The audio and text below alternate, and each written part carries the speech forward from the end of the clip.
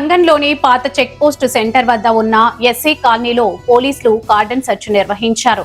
CI Srinivasa Reddy ఆధ్వర్యంలో సంఘం SI Rajesh, as పేట SI Saidulu సిబ్బంది కలిసి విస్తృతంగా తనిఖీలు చేపట్టారు. ఈ తనిఖీలో భాగంగా సరైన పత్రాలు లేని 25 బైకులు, 2 ఆటోలను పోలీసులు సీజ్ చేశారు. అనుమానాస్పద వ్యక్తులపై కూడా పరిశీలనలు నిర్వహించినట్లు పోలీసులు తెలిపారు. చట్ట విరుద్ధ కార్యకలాపాలపై కఠిన చర్యలు తీసుకుంటామని హెచ్చరించారు. వేసవిలో విద్యార్థులు ఈతల సరదాల పట్ల తల్లిదండ్రులు అప్రమత్తంగా ఉండాలని సూచించారు.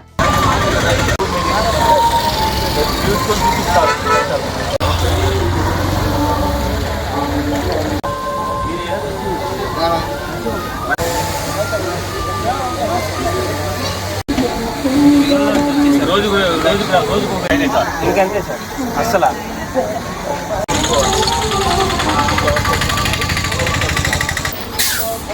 మంచిదే కదా వాడితే టెక్నాలజీ. అంతే సార్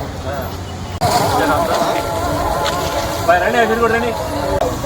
ఇక్కడ కాలనీలో ఉండే వాళ్ళకి అదే బయట నుంచి వచ్చేవాడు ఎవరో తెలియదు అనుకో, మనకి వాళ్ళు నిఘా పెట్టుకోవాలి. బయట వాళ్ళు ఎవరో కూడా మనకి తెలియకుండా రాదు చదువుకోవాలి. తర్వాత మాకు కూడా సమాచారం మనమంతా కూడా ప్రశాంతంగా ఉన్నాం.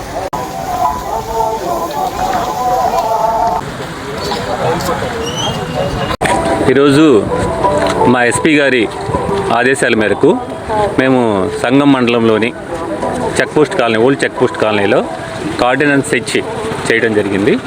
మా సర్కిల్ సిబ్బంది, ఎస్ఐలు అంతా మేము ఒక 20 మెంబర్స్తో చెక్ చేసాము.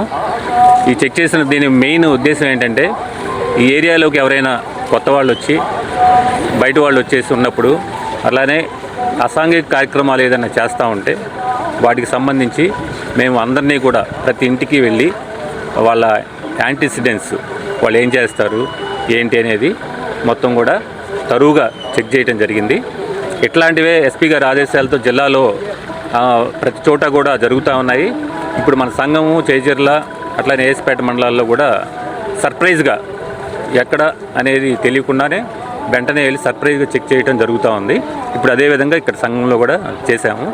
దీంట్లో మొత్తం కూడా బైకులు 25 బైక్స్, 2 ఆటోలు కూడా వచ్చినాయి. వాటి రికార్డ్స్ అన్నీ కూడా వెరిఫై చేసి అవి ప్రాపర్గా ఉంటే వాళ్ళకి ఇస్తాము, లేదంటే వాటిని సీజ్ చేయడం కూడా జరుగుతుంది. అట్లానే వీళ్ళకి ట్రాఫిక్కి సంబంధించిన అవేర్నెస్ ప్రోగ్రాము, అట్లానే ఉమెన్స్ సేఫ్టీకి సంబంధించి, సైబర్ ఫ్రాడ్స్కి సంబంధించి కూడా ఇక్కడ ఉండే ప్రజలు, ఈ కాలనీలో ప్రజలందరికీ కూడా మేము అవగాహన కార్యక్రమం కూడా నిర్వహించడం జరిగింది. అలాగే ఇలా ఈ సమ్మర్ వచ్చింది కాబట్టి సమ్మర్లో పిల్లలందరూ ఇంటి దగ్గర ఉంటారు. వాళ్ళకి తెలియకుండా వాళ్ళ పక్కనే ఉండే చెరువుల్లోకి, కాలువల్లోకి వెళ్ళి ఈ మధ్య ఇన్సిడెంట్స్ కూడా రిపోర్ట్ అవుతూ ఉన్నాయి. దానికి సంబంధించి కూడా వీళ్ళకి జాగ్రత్తలు చెప్పడం జరిగింది సమ్మర్కి సంబంధించి. అలాగే దొంగతనాలు, వీళ్ళు హౌసెస్ వేసుకొని బయటికి వెళ్ళిపోయినప్పుడు వాళ్ళ వస్తువులు జాగ్రత్తగా పెట్టుకోమని చెప్పేసి, LHMS గురించి, అన్నిటి గురించి కూడా వాళ్ళకి అవగాహన కల్పించడం జరిగింది.